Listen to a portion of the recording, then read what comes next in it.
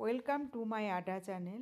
Hello my friends, আজকে তোমাদের সাথে আমি দই বেগুনের রেসিপি শেয়ার করবো। তো তার জন্য আমি একটা বেগুন কেটে নিয়ে খুব সামান্য অলিভ অয়েলে একটু জাস্ট ফ্রাই করে নিচ্ছি। তো আমি বেশিরভাগ ক্ষেত্রে অলিভ অয়েলই ইউজ করি।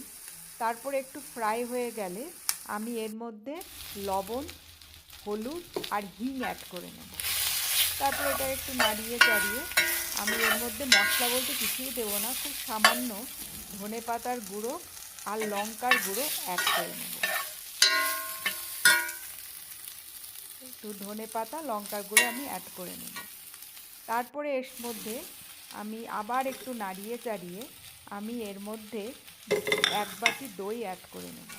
এটা আমি তো রুটির সাথে খাই এবং গরম গরম ভাতের সাথেও এটা খেতে বেশ ভালো লাগে। নিরামিষের দিন তো আমি এটা করি বেশিরভাগ দিন। দেখো 1 বাটি দই নিয়ে নিয়েছি, তারপরে মধ্যে দই অ্যাড করে নিলাম। গ্যাসটাকে একদম কমিয়ে দেবো দই অ্যাড করার পরে। তারপরে আবার একটু নাড়িয়ে চাড়িয়ে যখন একদম শুকিয়ে যাবে জিনিসটা, তখন আমি এর মধ্যে ধনেপাতা কেটে রেখেছিলাম, সেটা আমি অ্যাড করে দেবো। এবং এটা খেতে আমার খুবই ভালো লাগে। এর মধ্যে তুমি লঙ্কা, তোমার ওই কাঁচা লঙ্কাকে ভেড়ে এর মধ্যে দিতে পারো। আমার কাছে ছিল না, তো আমি ধনেপাতায় অ্যাড করে নিয়েছি। আর লাস্টে আমি এর মধ্যে ঘি অ্যাড করে নেব। এটা খেতে খুবই ভালো লাগে, আমার চটজলদি রেডিও হয়ে যায়।